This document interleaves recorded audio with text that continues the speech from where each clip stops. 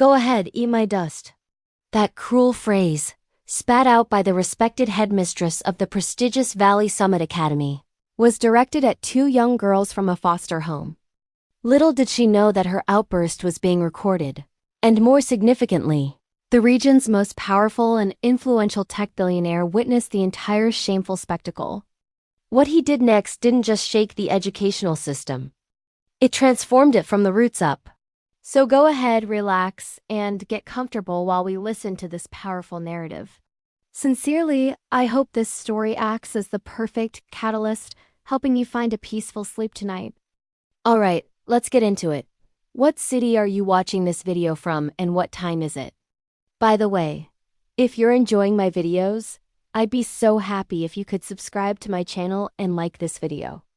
The battered yellow bus hissed its brakes and finally came to a shuddering halt in front of the grand iron gates of Valley Summit Academy, leaving a cloud of dry dust in its wake. 12 children stepped off, holding hands tightly as if afraid of getting lost in this new landscape. The woman accompanying them, the administrator of St. Cecilia's foster home, offered a tense, forced smile. She gripped her clipboard, trying with all her might to ignore the chillingly indifferent stares of the academy's staff. Valley Summit Academy stood proudly in the heart of the most affluent neighborhood in the state. The students here wore crisp, freshly pressed uniforms and pristine white sneakers. They stood in perfect lines, welcoming the group from the foster home with expressions that suggested curiosity rather than kindness. Among the visiting children were Lily, 10, and her younger sister, Emma, 8. Both had lived at St. Cecilia's for a little over a year. Lily was quiet, holding her sister's hand so tight her knuckles were white. Emma was different. Her eyes were bright and naive, still believing that anyone who smiled at her must be a good person. The morning proceeded according to the carefully scripted program. A day at the summit. The headmistress, Vivian Sterling, 52, looked immaculate in a navy blue dress accented with a pearl necklace. Every gesture exuded control and an almost arrogant pride. Speaking to a group of local reporters, she emphasized, Valley Summit Academy always opens its arms to all circumstances. Here, every child is offered an equal platform to thrive. Behind the podium, a group of privileged students sat rigidly upright, fixing their gaze on her with absolute deference. Reporters scribbled notes. Cameras flashed continuously. No one seemed to notice the orphans huddled in the back corner of the auditorium, standing awkwardly out of the spotlight.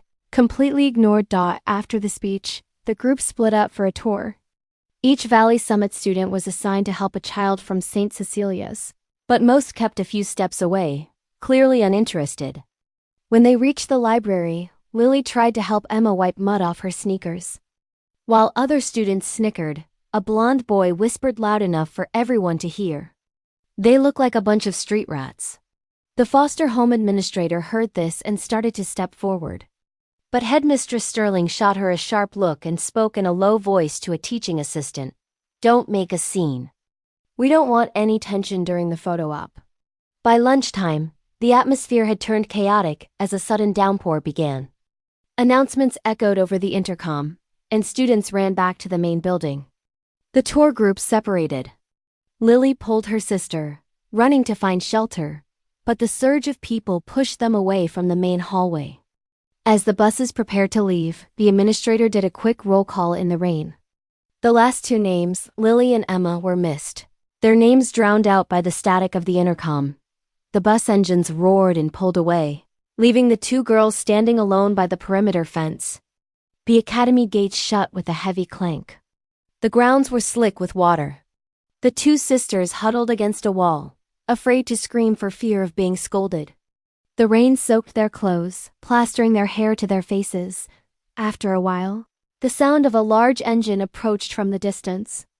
A black SUV with the Valley Summit logo sped toward the gate. Vivian Sterling sat in the back seat, phone pressed to her ear, discussing an important meeting with the State Board of Education.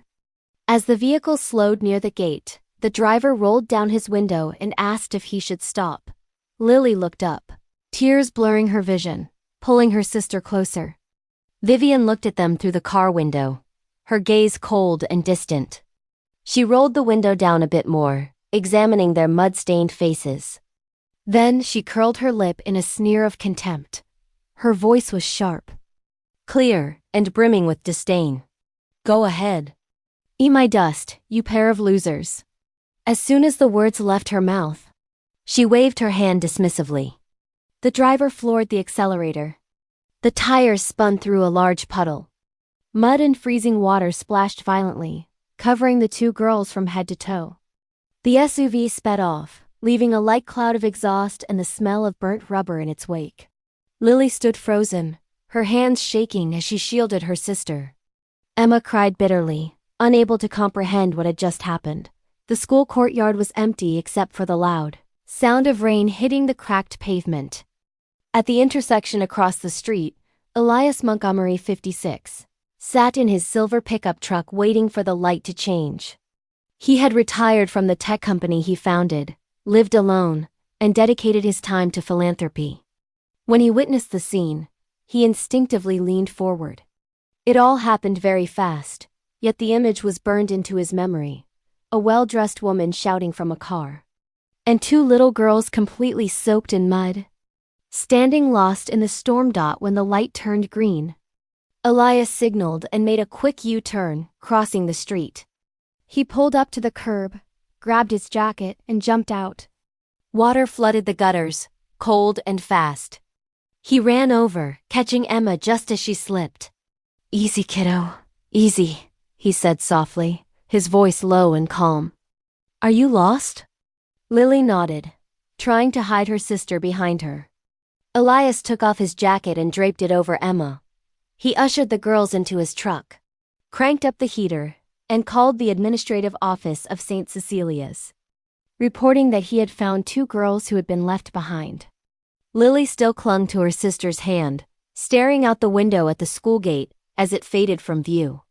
Vivian's car was long gone, leaving only muddy tire tracks on the street. Elias drove away from the wealthy neighborhood, heading toward a nearby community center. On the way, he glanced at the girls in the rearview mirror, one still whimpering softly, the other silent as if trying to remember what she had done wrong. He said nothing more, maintaining a steady speed, letting the repetitive motion of the windshield wipers act as a steady heartbeat. When they arrived at the community center, he took the girls inside and asked a doctor to check them over. Soon, an employee from St. Cecilia's arrived to pick them up, thanking him profusely. Elias left his business card and phone number, telling them to call if they needed more help. That night he returned home, still haunted by the image of the older girl's frightened eyes and the shrill voice in the rain. When he opened his computer to check his email, a headline appeared on the front page: Headmistress Vivian Sterling, leading candidate for State Board of Education. Elias paused for a few seconds, staring at the photo of the woman in the navy blue dress, smiling brightly among students. He recognized the face instantly. It was the same woman who had unleashed that abominable phrase. He closed his laptop. Outside, the rain continued to fall, steady and heavy, as if nothing significant had happened at all. The next morning, the hallways of St. Cecilia's were silent, devoid of laughter. Two beds at the end of the dormitory remained empty, their blankets neatly folded, still damp and cold from the night air. Emma was in the small infirmary with a high fever. Lily sat beside her, eyes dark with worry, gripping her sister's hand tight. The home's administrator, Mrs. Helen, called Valley Summit Academy to report the incident, but received only a curt response. We have no record of any incident yesterday. Mrs. Helen reiterated the details, describing how the two girls were abandoned in the storm. The other end of the line was silent for a few seconds. Then a secretary's voice replied, cold and standardized: We have no proof. And please refrain from spreading unverified information. The call ended abruptly, leaving a long, cold dial tone in the small room. That afternoon, an internal memo was sent from the Valley Summit office. The subject line read, Adjustment to media information for a day at the Summit program. Vivian Sterling's signature was at the bottom. The appendix noted, 2 children from St. Cecilia's voluntarily left their group, violating safety protocols. The Academy recommends limiting cooperation with non-professional organizations. The memo circulated quickly among sponsoring partners. A week later, St. Cecilia's received an email from the Radiant Sun Fund, which had provided annual support for 4 years, announcing a temporary suspension of cooperation, citing lack of accountability in supervising children participating in the program. Simultaneously, 2 other charities cut off supplies of food and uniforms. Mrs. Helen knocked on the director's office door, carrying a stack of new funding applications. Rejection letters were piling up on the table. Each letter bore the same politely worded message: "We hope to resume cooperation once management conditions at your institution improve." No one mentioned how the children had been treated. Lily and Emma were removed from the community scholarship list. A social worker who had promised to enroll the sisters in a nearby public school now avoided them, citing changed procedures. From then on, whenever a Valley Summit school bus passed their neighborhood, Lily pulled her sister inside. Shielding themselves behind a rusted iron fence, the local media offered no coverage of the incident. Instead, on the front page of the city newspaper, a photograph of Vivian Sterling standing among Valley Summit students alongside major donors appeared with the headline, "Triumphant Success of a Day at the Summit, Expanding Educational Opportunities for Underprivileged Children." In the photo, Vivian smiled softly, looking upward as if contemplating the future of education. Behind her, a large banner hung across the school grounds. "Equity begins with education." At that same moment, Elias Montgomery was sitting in a small coffee shop near downtown, reading the news on his tablet. He zoomed in on the photograph, carefully examining the face of the woman in the navy dress. The same person who had screamed in the rain the day before. A heavy feeling took hold of him, not just anger, but the shock of a brazen falsehood visible in broad daylight. He left the cafe and drove to St. Cecilia's. Entering the gate, he found Mrs. Helen speaking with a doctor. On the table were 2 prescriptions and a medical record for Emma Thompson. Severe fever. Serious exposure to cold. Mrs. Helen recounted the whole event, her voice dull like someone who has told the story too many times. Elias listened in silence. Then he asked permission to see the 2 sisters. In the small room, Emma's fever had broken, but she was still weak, her hair damp and plastered to her head. Lily sat in a chair, watching the man with reserve. Elias didn't ask many questions. He simply left a new set of towels on the table and promised to return. But before leaving, he noticed Lily's backpack hanging on the door hook, the fabric torn on one side, the strap crudely tied with rough twine. On his way home, he stopped at the City Department of Transportation. After filling out a request, he was granted access to traffic camera footage from the Valley Summit area for the previous day. The technician opened the video, playing the clip in slow motion. The black SUV sliding, mud and water flying, 2 girls shrinking away. The license plate was clearly visible, bearing the characteristic markings of a school service vehicle. Elias saved a copy and signed the confirmation log. Then he retrieved data from the Weather Center. The report indicated that heavy rain began at 1:23 p.m., aligning perfectly with the timestamp on the video. That night, he returned home and turned on the TV. The news channel was broadcasting a special report on Valley Summit Academy. Vivian Sterling appeared on screen standing at a podium. "Our goal is to ensure no child is left behind." Elias turned off the TV. The screen's light faded, leaving the room in silence. He walked to his desk, opened his laptop, and created a new folder labeled Summit Case. Inside, he saved the video copy, the press clippings, and Mrs. Helen's business card. Before closing the machine, he typed a short line. "I don't know where this will go, but if someone doesn't take action, nothing will ever change." The next day, Lily returned to St. Cecilia's carrying 2 new backpacks and some school supplies. Mrs. Helen welcomed him with a tired smile. Lily and Emma were drawing in the common room.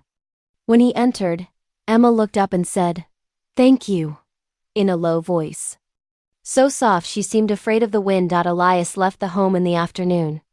Driving along the road, Vivian had taken the day of the incident. He stopped at the curb where the two girls had stood in the rain. The mud stains had dried, leaving a large patchy circle on the asphalt. He crouched down, stared, and took a photo. In the distance, the lights of Valley Summit Academy shone.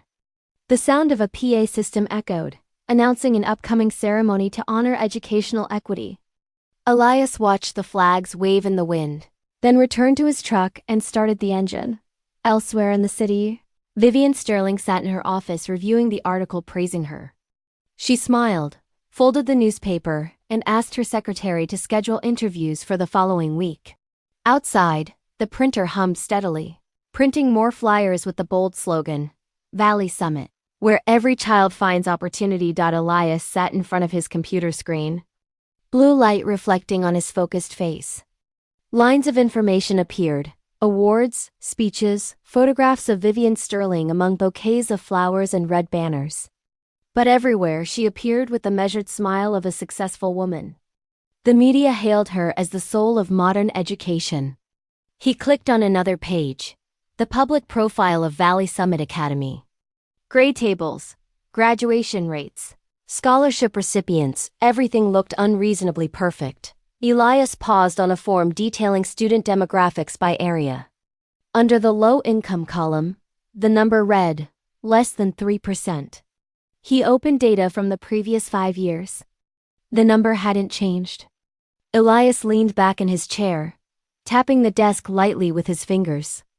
A private school located right in the middle of one of the poorest residential zones in the state, yet with only a handful of students from that very district.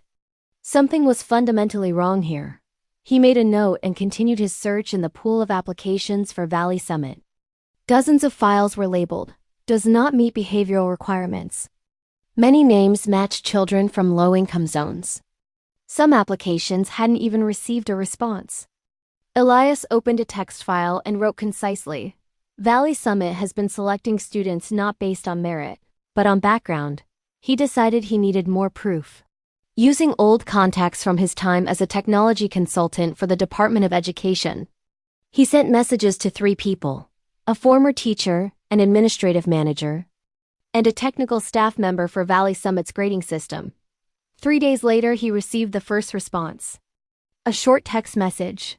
"Can't talk on the phone. Meet me at the old cafe 7 p.m. That evening, the cafe near downtown was almost empty. A thin woman with thick glasses walked in. She introduced herself as Marcia, a former statistical assistant at Valley Summit. She pulled a USB drive from her pocket and placed it on the table. "I couldn't keep this for long," she whispered.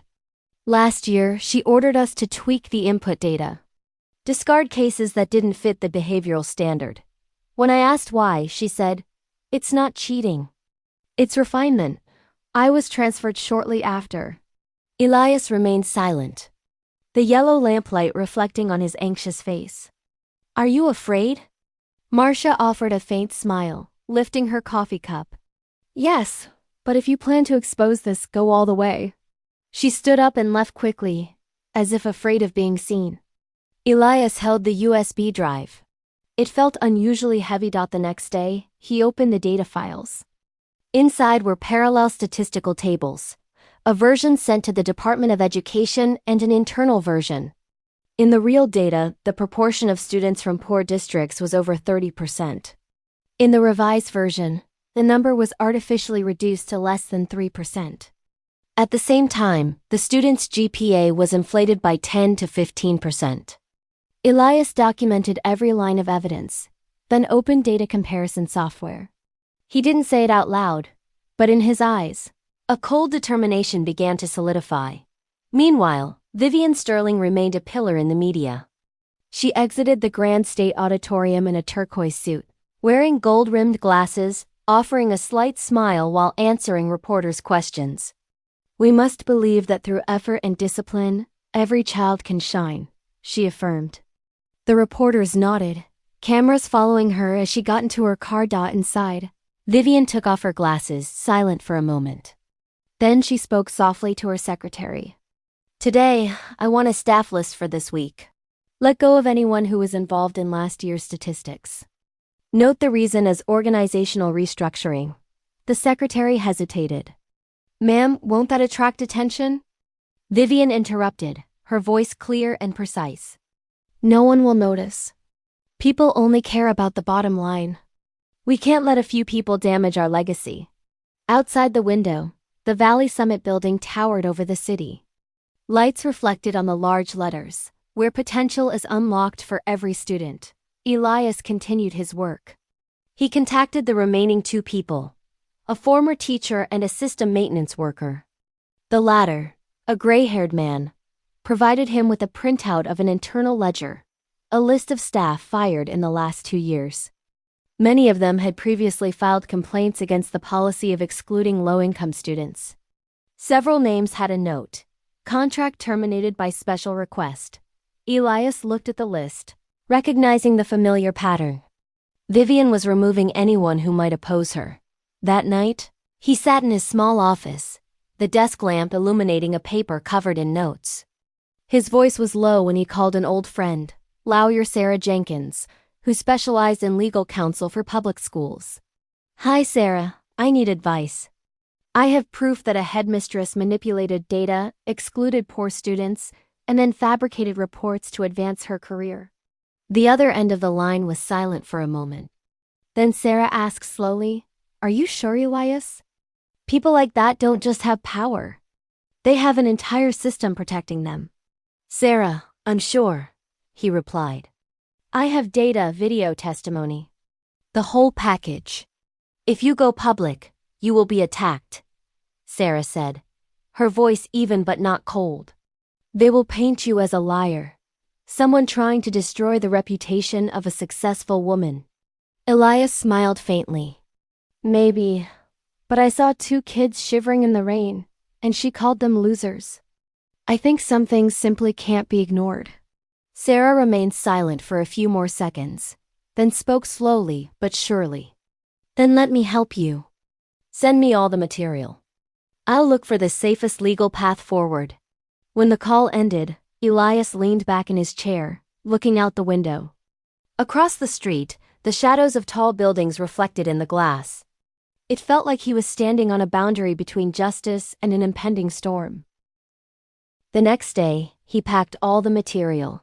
The USB drive, the traffic camera copy, the personnel data, the list of excluded students.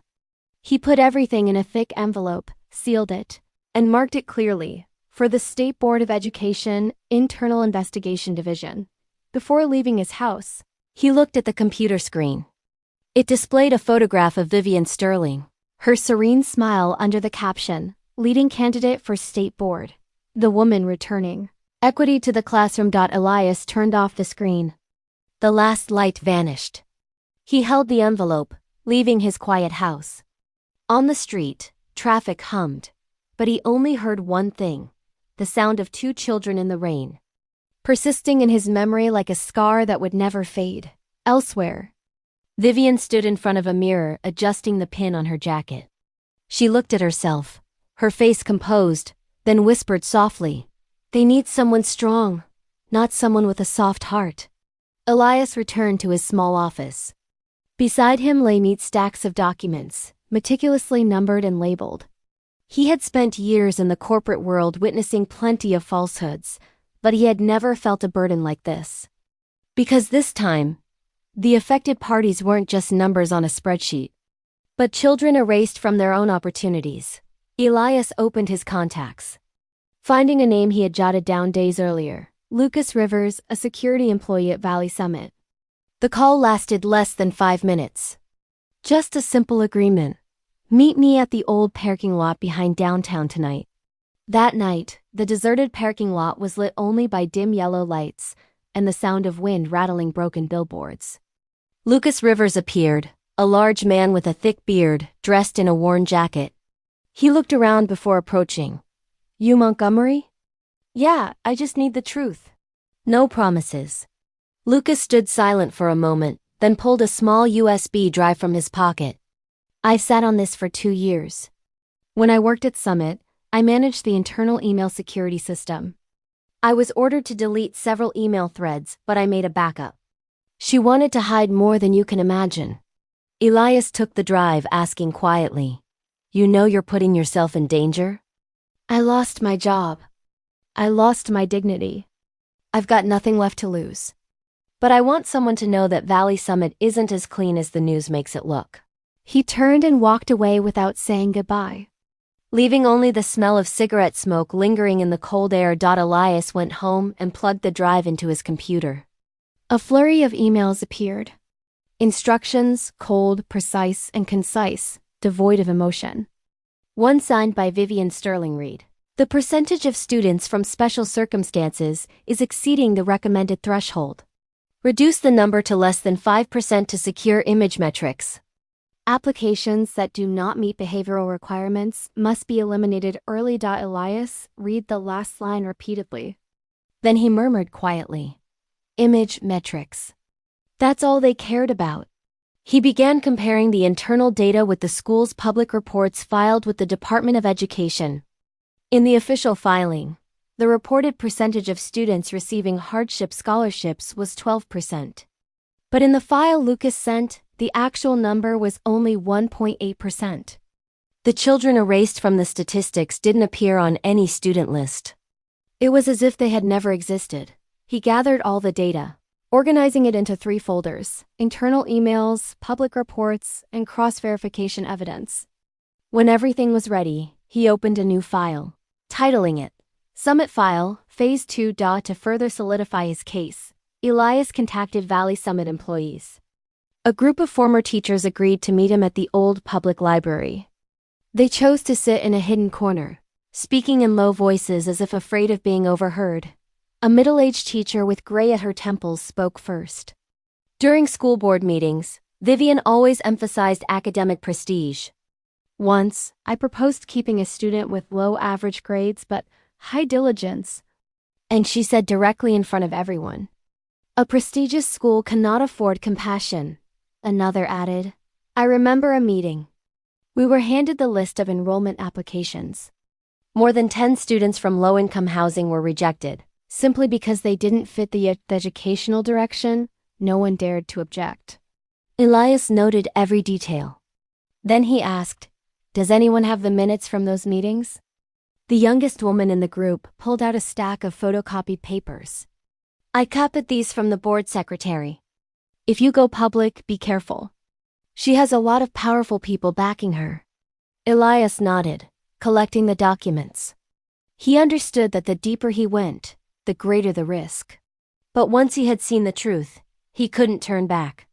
Days later, he contacted a non-profit organization specializing in technical support for social investigations, the Eye of Truth Foundation. They helped him restore and improve the quality of the traffic camera footage. When the results were complete, the image revealed every detail clearly. The black SUV, license plate WXB11JA, and Vivian Sterling's face briefly visible through the window.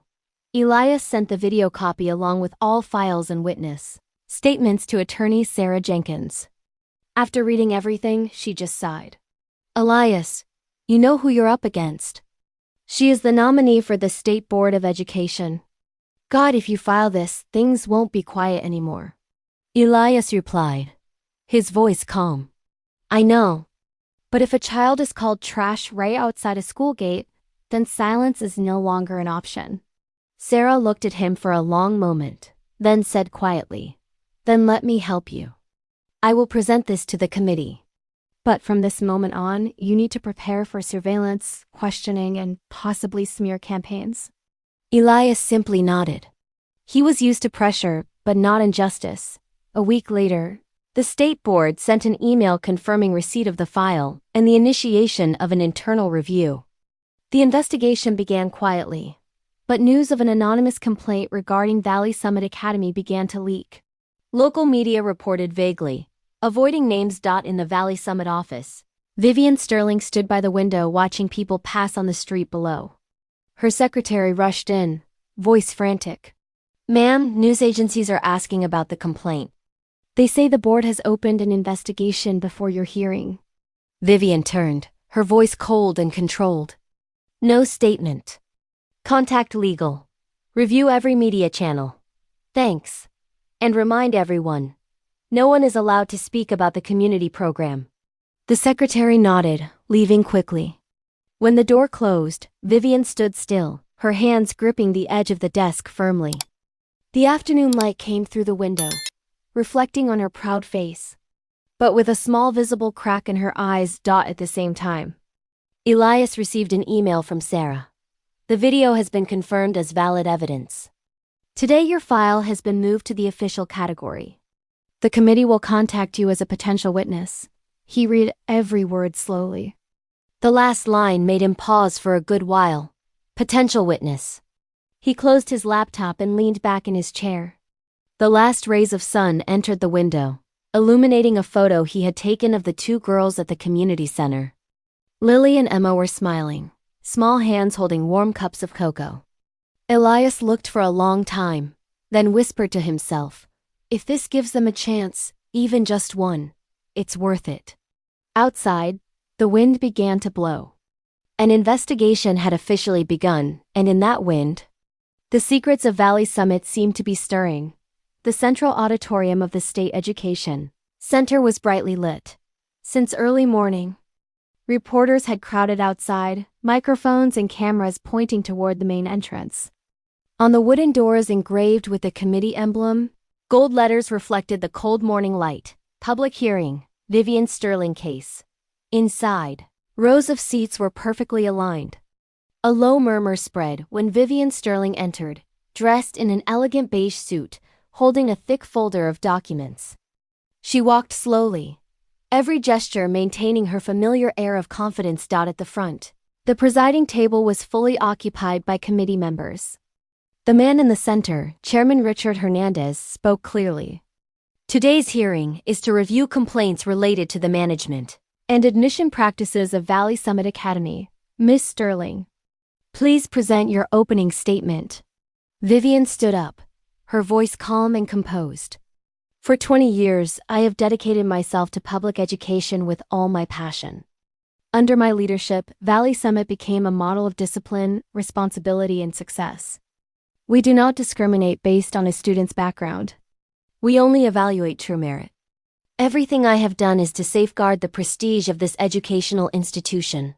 Several reporters scribbled notes continuously. She kept her head held high, her gaze directed toward the audience where a man sat in silence, Elias Montgomery. He kept his eyes fixed on her, his gaze calm but deep, like still water. The chairman nodded, his voice becoming graver. Thank you, Miss Sterling. The committee will now cross-reference materials submitted by independent sources. Counselors, please proceed. The auditorium lights dimmed, and the large screen lit up. A video clip began to play. Grainy footage of the rain, two girls huddled by the roadside, and the black SUV speeding off, splashing mud and water over them. A murmur rose in the room. The chairman addressed Vivian. Do you confirm that the vehicle in the video belongs to the fleet managed by Valley Summit Academy? Before we continue, please take a moment to leave a comment about this story and rate it from 1 to 10. How are you feeling? If there's anything you'd like to share, I'm always here to listen. I hope you find a moment of peace and reflection as you follow this healing story and its journey of courage and justice. Vivian leaned slightly toward the microphone, trying to maintain composure. That car is indeed a school vehicle, but I cannot confirm that the person inside is me. The video is blurry. It is insufficient for a conclusion. A legal counselor responded immediately. We hired a technical expert to enhance the image. Here is the enlarged frame from the original clip. On the screen, Vivian's face appeared clearly behind the car window, her lips slightly parted, an expression full of disdain. A council member whispered, "What? What did you shout at that moment, Miss Sterling?" Vivian clenched her hands tightly, her voice cracking. I don't remember. It was a rainy day and I was rushing to a meeting, but according to reports, that day was the charity program, A Day at the Summit, organized by you. The two forgotten girls have been identified as residents of St. Cecilia's foster home. You still don't remember? She remained silent. The light from the screen reflected on her pale face. Another council member opened a file. Besides the video, we have internal emails provided by a former Valley Summit employee. In the emails, you directed staff to reduce the percentage of special circumstance students to ensure image metrics. Do you confirm that this is your signature? Vivian looked at the document. Her signature at the bottom was clear, undeniable. Those emails are taken out of context, she said, her voice accelerating. I simply requested data reordering to meet reporting standards, with no intention to exclude anyone. From the back row, a man's voice resonated. Allow me to clarify. The whole room turned. Elias stood up, composed, holding an envelope of documents. The chairman nodded, allowing him to approach. I am Elias Montgomery. I submitted the complete evidence to the committee. This is the parallel statistical report comparing Valley Summit's internal data and public filings. He opened the document, his voice quiet but clearly cutting through the silence. In the report submitted to the department, Valley Summit claimed that 12% of students were low income. But internal data approved by Ms. Sterling showed only 1.8%. The children removed from the list received no scholarships, no support whatsoever. I believe this was not an administrative error. It was a deliberate choice. A council member asked, "Do you have proof that these students were denied admission?" Elias nodded, presenting another stack of papers. 3 former teachers confirmed in board meeting minutes that Ms. Sterling instructed the rejection of applications from poor neighborhoods due to concerns over academic prestige. I have included a copy of those minutes. The chairman took them, skimming quickly through the pages. The rustle of paper echoed through the room. Vivian looked at him, her eyes flashing with a mix of anger and fear. Mr. Montgomery, you understand nothing. You are destroying a reputation I built my entire life. What do you know about how a school must operate? Elias looked directly at her, his voice low, every word cutting the air. I know about equity. And I know about the children who were forgotten simply because you thought they weren't pretty enough for your reputation. The atmosphere in the room froze. Vivian pressed her lips together, hands shaking, but offered no response. The chairman signaled the technician to turn off the screen. The committee will go into recess for a closed vote. 10 minutes passed in silence. When the council returned, Richard Hernandez's voice resonated. The vote count: 8 in favor, 2 against.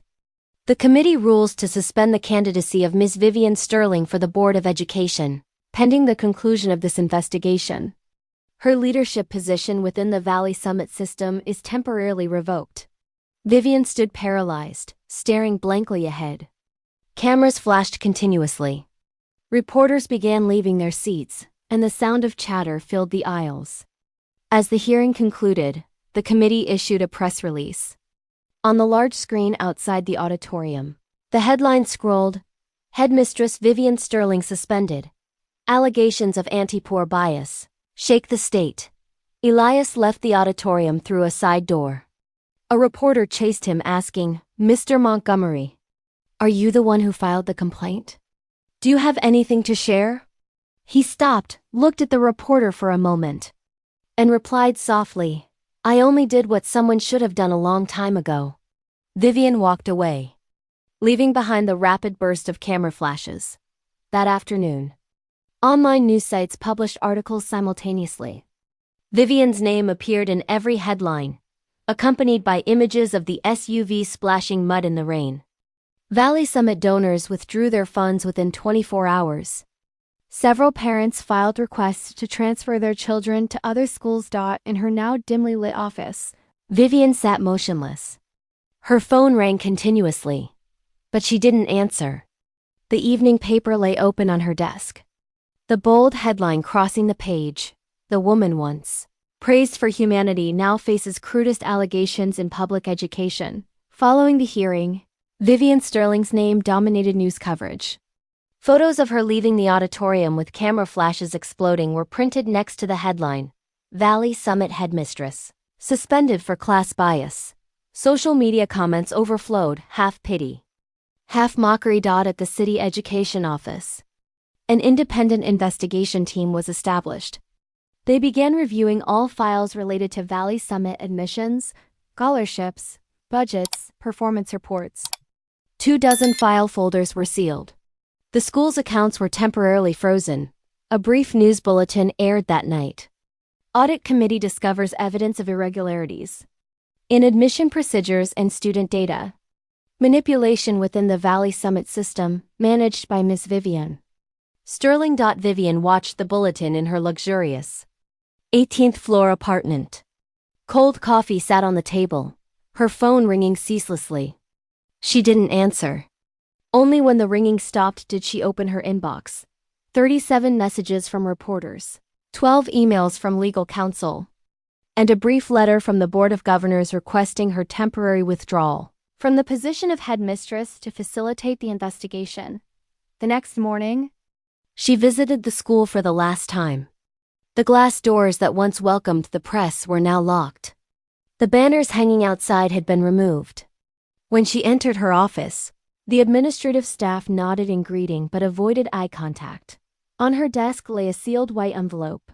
The bold red stamp, Notice of Suspension. Vivian picked it up, reading the line indicating she was stripped of access to the internal system. Beside her, the nameplate reading Headmistress Vivian Sterling had been removed from its frame, replaced by a temporary sign. Acting Headmistress Denise Lawson. Denise entered, her voice small but firm. I don't know what to say, Vivian. This is the board's decision. They forced me to take the temporary post.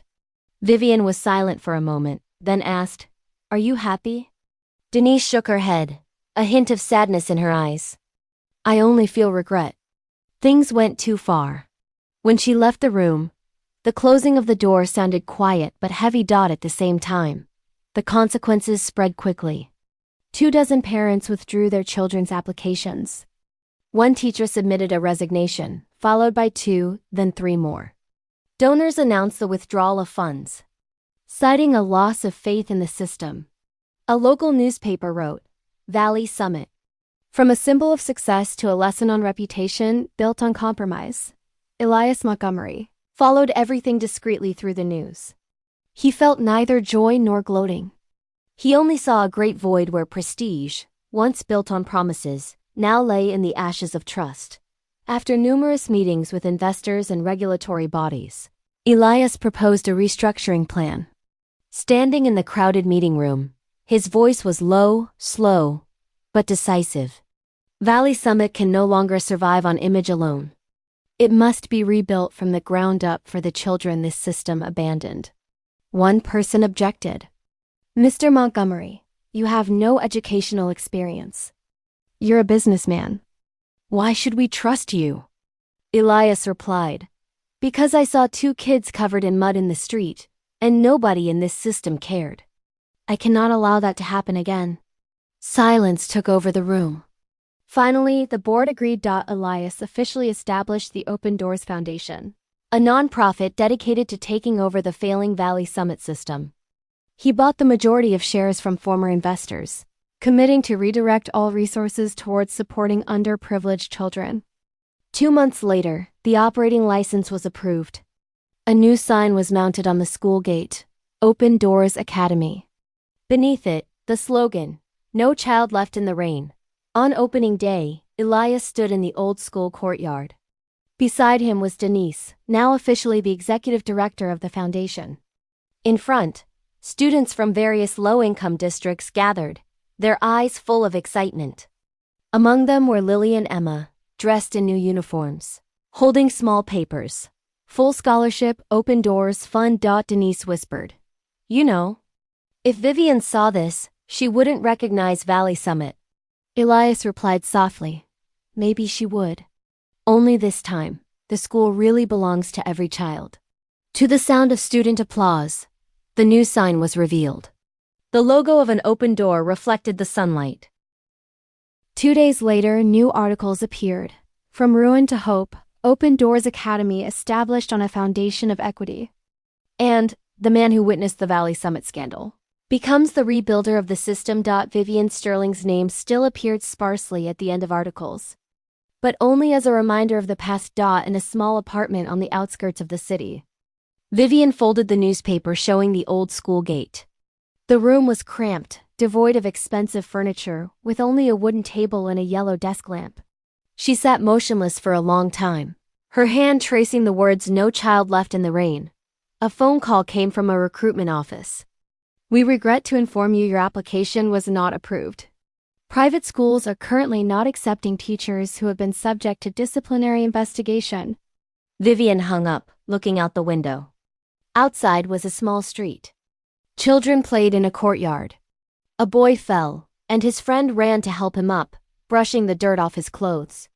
She watched them, her hand unconsciously tightening, then letting go. That afternoon she packed her belongings. She placed an envelope on the table. Inside was the certificate of honor that once hung framed in glass at Valley Summit. The glass was cracked, but the inscription was clear: for outstanding dedication to education. She wrapped it in an old piece of cloth, placed it in a drawer, and turned off the lamp. Silence filled the room. At that same instant, in the new office of the Open Doors Foundation, Elias signed the final resolution on the completion of the legal transfer. The words on the paper read, "All facilities within the Valley Summit system hereby become Open Doors Academies." He signed the document, then whispered, "The door has been reopened." That night, he walked out of the office past the school gate. The new sign shone, a soft yellow light reflecting on the wet street. In the corner of the courtyard, two little girls sat playing under the eaves, their laughter carried by the wind. Elias stopped for a moment, his gaze serene. Vivian Sterling left the city on a humid morning. There was no one to see her off. The moving truck left downtown, leaving behind the tall building where she once lived, where press conferences were held, where interviews took place under blinding lights. Now, all that remained was a cold void and the sound of the iron gate closing behind her. Her new apartment on the outskirts of Sacramento was so small that every step echoed loudly. She rearranged her old wooden table, placing her desk lamp, the only item she kept from her office at Valley Summit, upon it. Its weak yellow light was insufficient to chase away the emptiness creeping into every corner of the room. In the early days, Vivian tried to maintain her old routine. Wake up at 6 a.m., make coffee, read the morning paper. But the paper no longer featured articles about her. The headlines praising the pioneer woman in education had vanished, replaced by reports on the Open Doors Foundation. Elias Montgomery's name was everywhere.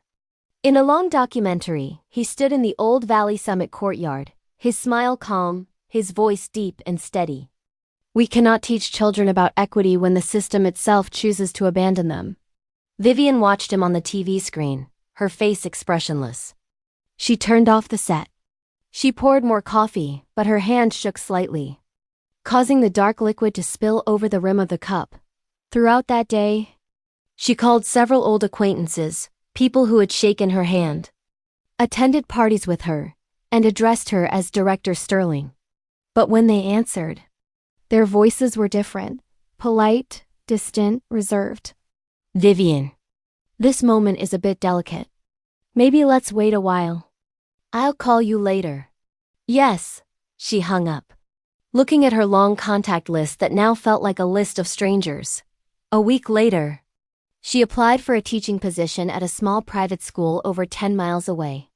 On her resume, she wrote concisely, 20 years experience in public education administration. But when she arrived for the interview, the principal, a woman almost 20 years younger, skimmed the pages, then offered a slight smile. "We sincerely regret this, but the school does not wish to associate with any figure currently under investigation by the state board." The phrase was like a cold blade. Vivian stood up, thanked her, left the room, and walked straight to the parking lot. Under a light drizzle, she sat in her car for a long time, watching raindrops fall steadily on the glass until the last person had left the schoolyard. In the following days, she continued her job search. A tutoring center posted a vacancy for an administrative consultant. She sent her application, was called for an interview, and almost got the job until they recognized her name in the public database. The manager simply said, "We cannot collaborate. We are extremely sorry." The next month, Vivian received a notice from the bank. Her account was temporarily frozen for audit purposes. Most of her savings went to legal fees, attorney retainers, and back taxes. She was forced to sell her old apartment downtown to settle debts and move to cheaper housing located right on the edge of a low-income community. At night, streetlights cast pale yellow stripes on her walls. Vivian sat at the table watching the news. The sound felt alien. A short segment reported that the Open Doors Foundation was opening 2 new branches, granting scholarships to over 200 orphan children. The reporter concluded with, "From the rubble of an old system, Elias Montgomery has built a door that opens to hope." Vivian stared at the screen, trying to find faults in every word, but there were none. Every compliment directed at him seemed to be an accusation against her. That night, she dreamed she entered the old Valley Summit auditorium. Flashes exploded. Someone shouted her name. But when she turned around, there were no cameras or reporters, only empty seats and the echo of her own voice. Time passed slowly. Winter arrived, and the small apartment grew freezing. The heater was broken. She boiled water in a kettle and placed it near her desk to warm her hands. Outside, neighbors argued. Old music played on a radio. Every mundane sound made her feel more isolated. One afternoon, Vivian received a package. An old newspaper carefully folded. In the corner, a photo of Elias with 2 girls, Lily and Emma, the girls from years ago. The article noted, the first 2 students to receive the full Open Doors Foundation scholarship. Both were residents of St. Cecilia's, the place where the story that shook the state's education sector began. Vivian held the newspaper for a long time. Her eyes fixed on the genuine smiles of the girls, smiles so real they made the air in the room feel suffocating. She put down the paper and turned off the light, but the image clung to her mind like a small ray of light cutting through the darkness. A year passed in complete silence. No one mentioned Vivian Sterling anymore. The media stopped digging into the scandal. Society moved on to new topics. The Board of Education issued its final conclusion: insufficient grounds for criminal charges, but serious ethical violations. Her personnel file was marked with a red tag, ineligible for employment, in the public system for 2 years. Vivian folded the notice, put it in a drawer, and sat silently by the window for hours. Occasionally, she saw neighborhood children walking home from school, their uniforms dusty, their laughter echoing through the courtyard. Once, she shouted softly, "Hey, be careful. Don't fall." A small boy turned, smiled at her, and ran off. That small interaction made her throat tighten. When night fell, she turned on her old desk lamp, the only light surviving from her days at Valley Summit. The light was small and weak, as if about to go out. She wrote a few lines on a blank sheet of paper. "I once thought reputation was a guiding light. Now I understand it can burn everything, including who I am." She folded the paper, placed it next to the lamp, and spoke into the silence. Vivian looked around the empty room where every object was a reminder of a lost life. No more phone calls. No more invitations to speak.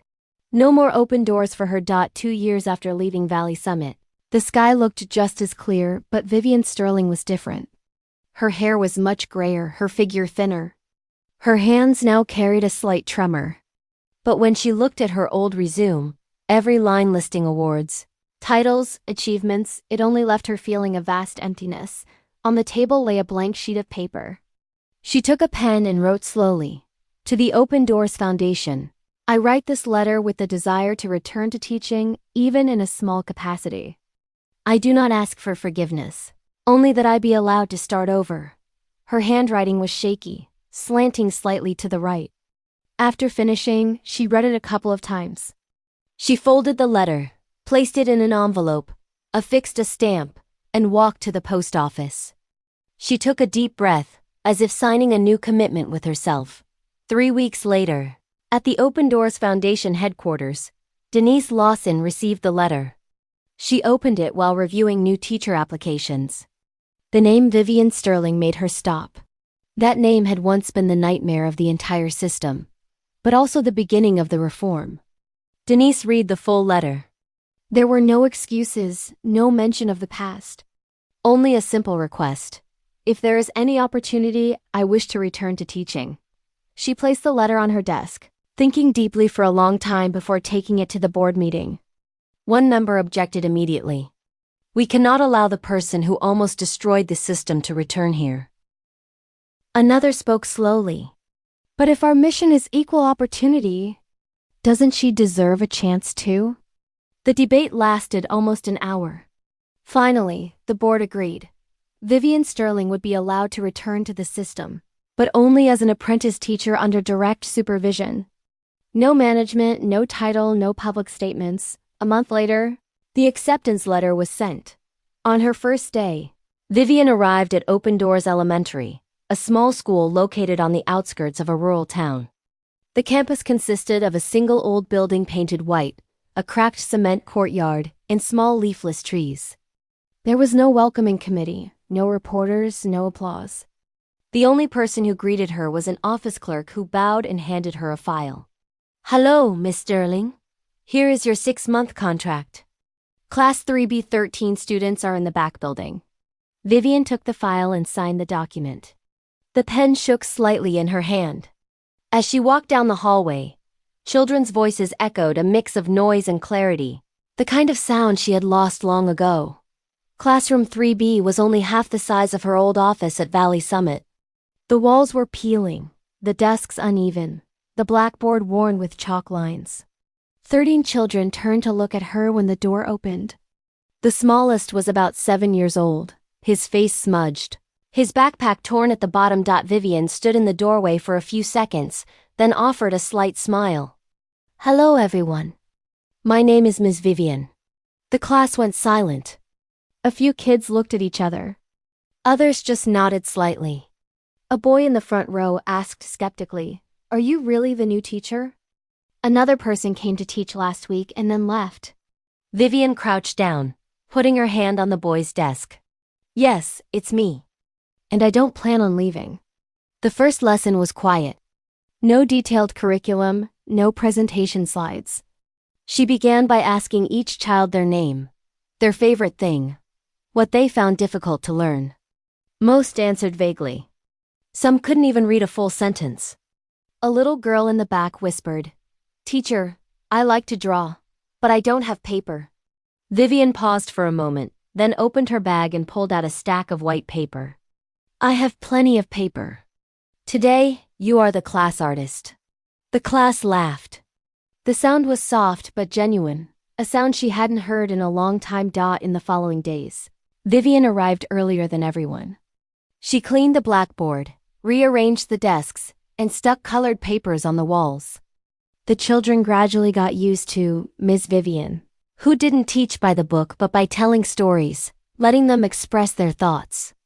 After school, she meticulously recorded her observations, how many words each child could read, where they made spelling mistakes, which child missed class often because they had to watch a younger sibling. She sent weekly reports to the Open Doors Foundation office. Signing at the bottom of each page, apprentice teacher Vivian Sterling. Denise Lawson read those reports without comment, simply checking the column. Satisfactory. One afternoon, while she was tidying the classroom, a thin father dressed in an old jacket arrived. He entered nervously. Are you Miss Vivian? I'm Nora's dad. I wanted to thank you because she's been more willing to study lately. Before she hated school. Now she demands to read every night. Vivian smiled without saying anything. When the man left, she looked up at the wall where Nora had stuck a drawing. On the white paper, a small school with words written crookedly but clearly on the gate, open doors. By the 3rd month, Class 3B's attendance rate had increased significantly. The children began coming to class regularly. Some even wrote her short letters, Miss Vivian. I like coming to school because your stories are better than TV. Ms. Vivian. I want to be a teacher like you when I grow up. Vivian read them all, keeping them neatly in her desk drawer. Every night she wrote lesson plans, adding notes to every exam. No one mentioned her name in the news. No one gave her awards. But for the first time, she felt something akin to peace. One morning, Denise stopped by the classroom. She stood in the doorway, watching the children work intensely on an assignment. Then she approached the teacher's desk. I read the reports. Attendance is up 40%. What's different? Vivian smiled, her eyes looking out the window where children were practicing the alphabet. Different. Maybe I finally learned to listen. Denise nodded, then said softly, "Your name isn't mentioned at any conference, you know." "Yes, I know," Vivian replied. "I don't need it anymore." She left, leaving Vivian standing alone in the classroom, listening to the wind blow through the window frame. At the end of the semester, several parents sent thank you notes. They didn't know the teacher's name, only writing to the woman who teaches Class 3B. In one letter, a father wrote, "My son used to be afraid of school. But now he wakes up early and packs his books himself. I don't know what you did, but thank you." These scribbled lines were more precious to Vivian than any award she had ever received.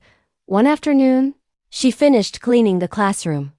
Pausing to look at the blackboard where a child had mischievously scribbled with chalk, "Miss Vivian is nice." She didn't erase it. She just smiled. On her way home, the sunset covered the rooftops, a light red light falling on her jacket. No one knew that this woman had once been the center of a scandal that shook the state. Now she was just an ordinary teacher, exactly how she should have started from the beginning. When night fell in her small apartment, Vivian opened her drawer, taking out the old teacher's pin that had been removed from her jacket the day she left Valley Summit. She wiped off the dust, placed it in the drawer next to the student letters, not out of pride, but as a reminder that sometimes doors only open when we have lost all the spotlights. And in that very silence, she found her true calling. Not the administrator, not the symbol, but the educator. The news of Elias Montgomery's serious illness spread through the open doors system like a cold wind in spring. There was no official announcement, just quiet rumors passing from one office to the next, from teacher to teacher. Denise Lawson received a brief call from his personal doctor. "He is fading faster than expected. The heart and lung conditions are irreversible." Elias knew the news before anyone else. He wasn't afraid. He just paused longer every time he passed the gate of the school that bore his philosophy. Every morning he was at the foundation, sitting in his small office, watching the schoolyard where children played. He coughed more frequently, but kept smiling every time a student ran to knock on his door asking for his signature on a clumsy drawing. During a visit to the rural branch, he met Lily and Emma again, the two girls from years ago, now teenagers. Both wore the high school uniform of Open Doors Academy. Their faces lit up when they saw him. "Mr. Montgomery, how are you?" Emma exclaimed. Elias offered a slight smile, his voice raspy and weak. "Hello, I'm okay. Better now that I see you too." He gave a book to each of them, the cover inscribed, "A door opens twice." Lily opened hers and found handwritten words inside. "The first door opens when we are helped. The second door opens when we learn to help others." That day they ate together in the small room behind the office. Elias told old stories about his years as a businessman, his failed projects, and the moment he decided to change the direction of his life. Lily remained silent during the meal, only nodding occasionally. When they parted, she whispered, "Sir, I want to be a teacher someday. Like Miss Vivian." Elias smiled. "Lily, however you choose. Just as long as you don't forget that you were once a child given a chance." His condition worsened in late autumn. Elias had to be hospitalized. Denise, as representative of the foundation, arranged for others to manage his work, but she visited him almost every day. In his rare moments of clarity, Elias always asked the same question. "Lily and Emma, how are the girls?" Denise would reply softly, "They are doing well in school. Lily loves literature. Emma is good at math. Both say they want to come back and teach at Open Doors." Every time he heard this, he smiled, his eyes shining as if he had just heard the best news in the world. A few weeks later, Elias called his lawyer. On the table, he placed two files with the names Lily Torres and Emma Torres. With his voice faint and rough, he said, "I'm old, and I have no family left. Those two girls are the best thing that happened to me. I want to legally adopt them before I go." The lawyer looked at him doubtfully. "Are you sure? You have little time left, and this procedure requires a lot of paperwork." Elias coughed slightly, but his smile remained. I've signed more meaningless papers than this. At least this time they matter. The procedure was completed in 3 weeks. The day he signed the adoption papers, Elias sat in his hospital room with Lily and Emma by his side. The girls didn't fully comprehend the legal meaning. They only felt the solemnity in the adult's eyes. As the pen touched the paper, Elias looked at them, his voice trembling. "From now on, you are no longer orphans." Emma burst into tears, grabbing his hand tightly. Lily lowered her head, tears rolling down her cheeks. Elias patted both their heads, then whispered softly, "Don't be sad. This isn't a goodbye, but a way for us to always be together. No matter where we are." The illness was relentless. Every day he grew weaker, his voice softer, his hands shaking more. But persistently, he wrote, noting every idea about expanding the foundation to other states. Denise often found small sheets of paper in his drawer, scrawled hastily with shaky handwriting. "Don't just teach knowledge. Teach kindness." One October morning, while a faint sunlight covered the city, Elias passed away without regrets. No one was at his side except the will placed on the table. Denise was the first to arrive. She read the last line he wrote, "I once had everything and then lost everything. But in the end,